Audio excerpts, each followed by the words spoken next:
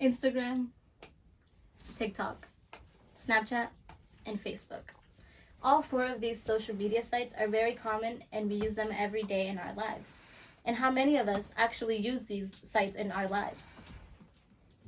Yeah, me too. And according to socialnetworking.procon.org, around 7 out of 10 of Americans, 72%, use social media. And today I would like to share with you what I learned about social media and how it affects communication, self-esteem, and education.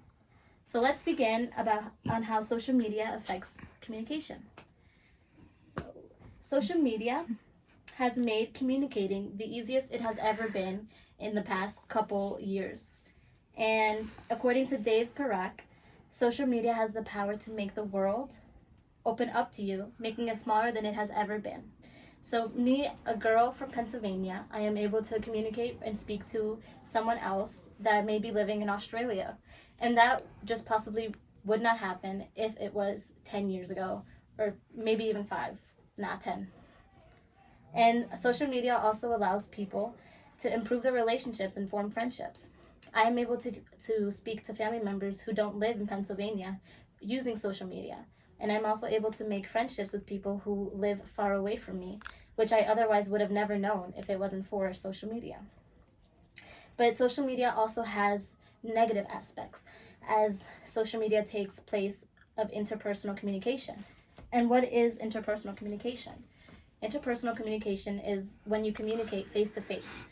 And through social media takes place of that because people would rather communicate using texting or Instagram than talking face to face. And that way there's confusion and miscommunication, as people don't fully understand what you are trying to say, since there are no nonverbal cues or verbal cues that give them a hint. And it also, according to Professor Chetan R. Bahamar, that he stated in his article about the effects of social media on communication, he said that social media has made the language lazy, and thus resulting people uninterested in meeting others in person, which eliminates any chance of deep and meaningful conversation. So not only does social media affect communication, but it also affects the self-image of its users. So because social media is so accessible, it has a large impact on how people view themselves and value themselves. So social media can affect self-esteem in a positive way, such as people are able to find groups that that share their interests, so they feel more comfortable talking to them, and their self-esteem boosts because they're in an open environment. And also it makes it easier for them to make friends and find friends that support them and make them feel better about themselves, so their self-esteem goes up as well. But there are also negative aspects, such as, according to Clarissa Siva, who is a scientist and relationship expert, she said that 60% of people using social media reported that it has impacted their self-esteem in a negative way. 60%, that is more than half of the people. And so this is because people edit their photos, putting up a false reality that others compare themselves to. And when their lives don't match the false reality that they deem to be true, it makes them feel bad about themselves, and their self-esteem plummets because of it.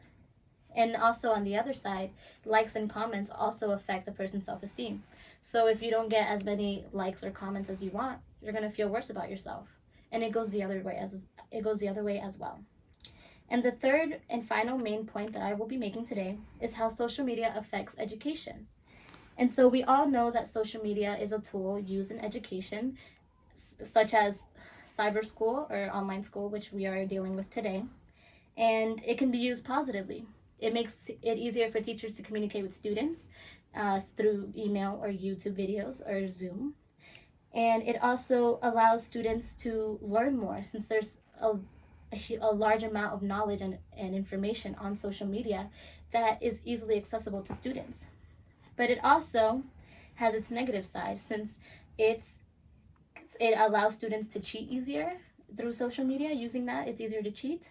And also students can get distracted by social media when they otherwise should be doing their work. It also does not promote independent thinking, as their students can easily look up things and claim it's their own when in reality it's not. So in conclusion, social media is a tool that we use in our everyday lives. And we use it to communicate, to build and construct our self-esteem, and to learn.